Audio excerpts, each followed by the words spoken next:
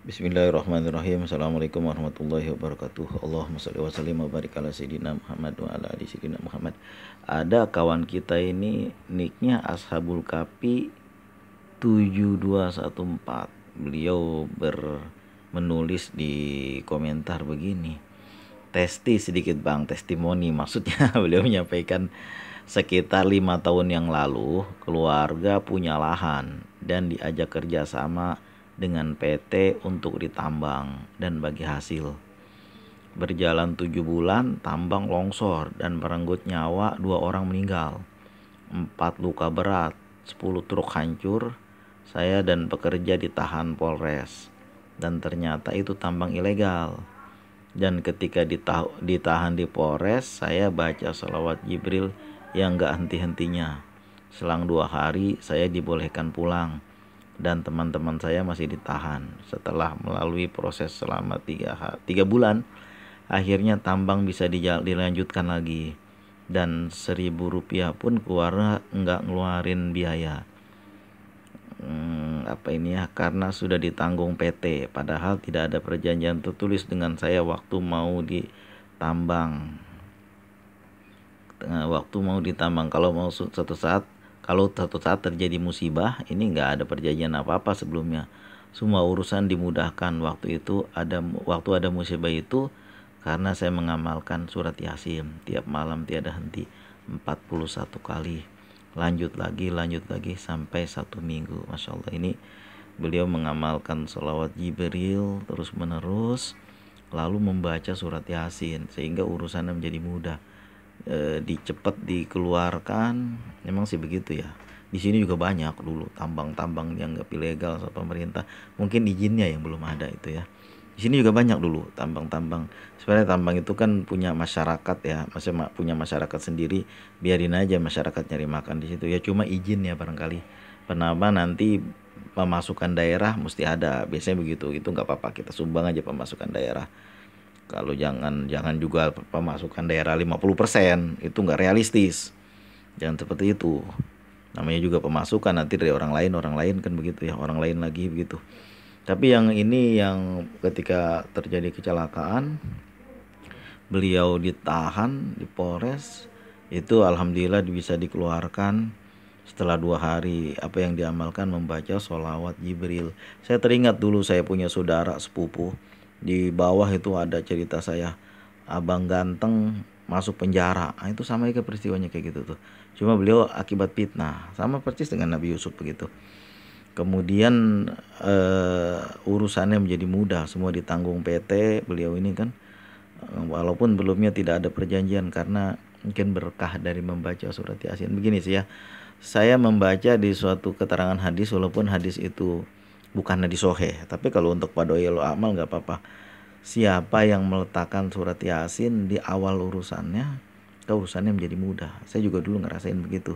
Yang penting kita membaca surat Yasin, apalagi mau bacanya 41 kali. Itu bagaimana rasanya kalau orang-orang yang dalam keadaan normal seperti kita, nggak ada masalah apa-apa, susah tuh ngamalin 41 kali kalau bukan dengan itikad yang kuat. Biasanya saya membaca surat Yasin itu 41 kali habis 2 jam lebih. Kadang-kadang 2 jam tergantung kecepatan baca kita. Kadang-kadang kita baru 15 kali udah ngulet. Aduh, kalau ajam kita nggak kuat, kalau kita bukan dalam keadaan masalah, rasanya susah untuk menamatkan. Kayaknya kalau 100 orang kita kumpulin, kita tanya, udah pernah nggak baca surat Yasin 41 kali? Saya rasa hampir 100% nggak ada. Nggak pernah. Bacanya aja masih lama, masih susah. Padahal mudah-mudahan nih kalau kita membaca surat Yasin, Allah mudahkan urusan kita. Nah, contoh nih saudara kita ini kan beliau udah mengalami sendiri pengalaman pribadinya seperti itu. Dibagi kepada kita supaya kita bisa belajar dari situ. Kita membaca sholawat Jibril, membaca sholawat pada intinya, sholawat apa aja boleh. Nah, ini beliau baca sholawat Jibril. Saya rasa sholawat Jibril yang dibaca tuh nggak sedikit itu, mesti banyak.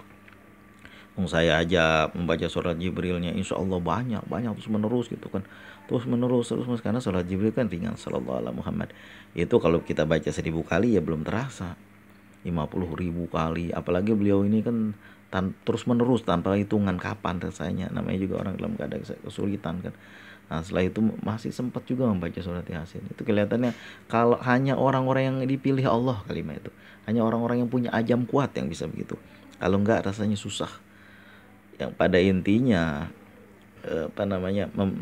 setiap masalah yang kita hadapi, kita punya ajam yang kuat, kita baca surat Yasin 41 kali. Mudah-mudahan Allah gampangin semua urusan kita. Allah mudahkan semua urusan kita. Apalagi bacanya malam hari kan. Kalau malam hari kita baca itu lebih lebih afdol. Kalau siang kan banyak aja gangguan. Kalau kita baca jam 12 malam, insya Allah jam 3 setengah 4 udah selesai. Tapi nggak semua orang mampu, bang. Saya nggak mampu baca segitu. Bacanya aja masih lama. Ya dibiasain. Baca dari 10 kali dulu. Surat Yasin kan panjang, 83 ayat ya. Panjang itu, kurang lebih segitulah panjang. Walaupun ayatnya pendek-pendek, yang panjang itu ayatnya panjang-panjang surat Al-Kahfi itu panjang, itu lama. Saya rasa baca surat Yasin 2 kali atau 3 kali banding surat Al-Kahfi hampir sama waktu bacanya itu, karena panjang ayatnya. Kita biasakan baca surat Yasin. Ada orang yang membiasakan baca surat Yasin setiap malam Jumat juga nggak apa-apa. Ada juga yang bilang itu bid'ah. Baca Quran kok bid'ah? Bacanya malam Jumat, ya tiap malam baca, emang kenapa? Wong sempatnya malam Jumat. Kalau malam Jumat sempet ya baca. Jumat mungkin besoknya hari Jumatnya libur atau sebelum pergi ke masjid. Jangan jangan suka usil sama amalan orang. Yang penting Rasulullah mengajarkan kita untuk membaca Al-Quran. Ya baca surat Yasin kan termasuk ayat Quran. Surat Al-Waqiah kan termasuk ayat Quran. Yang kebanyakan nyinyir sama bacaan orang, biasanya juga nggak baca. Biasanya juga begitu, nggak mau baca. Allahumma shalli wa sallim wa barik ala sayyidina Muhammad wa ala ali sayyidina Muhammad. Salah satu keberkahan dari surat Yasin ini sudah disampaikan pengalaman pribadi, kisah nyata yang beliau amalkan, yang beliau rasakan sendiri. Mudah-mudahan kita bisa belajar dari sini.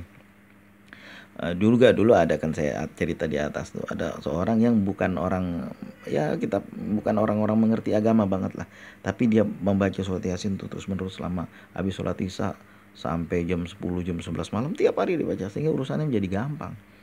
Kayak udah susah banget baca surat Yasin, mudah-mudahan ada jalan keluar. Walaupun gak hari itu, saya pun berkali-kali juga ngalamin seperti itu. Mudah-mudahan dengan kita mendengarkan kisah beliau ini, kita tergugah untuk selalu mendawamkan surat Yasin tiap hari. Kalau kita baca lebih tajam lagi, tiap hari kita baca 3 kali tiap hari kan.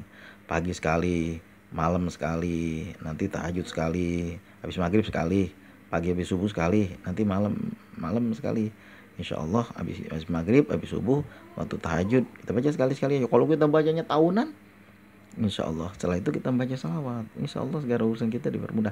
Lama-kelamaan kita jadi lancar dan kita bisa membacanya 41 kali.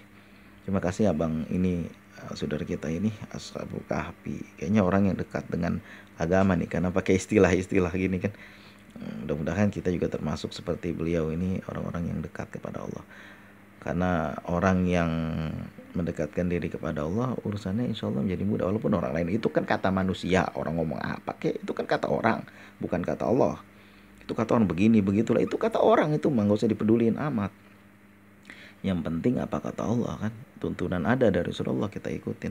Terima kasih abang ini, mudah-mudahan Allah mudahkan urusan beliau ini telah memberi testimoni di sini. Allahumma rahamna bil Quran waj'alhu lana imama wa nuran wa huda wa rahmah. Allahumma zakirna minhu ma nasina wa alimna minhu ma jahilna warzuqna tilawatahu ana alaili wa atrapan nahar waj'alhu lana hudatan ya rabbal alamin. Allahumma shalli wa sallim wa barik ala sayyidina Muhammad wa ala ali sayyidina Muhammad. Wasikum wa nafsi bi taqwallah. Assalamualaikum warahmatullahi wabarakatuh.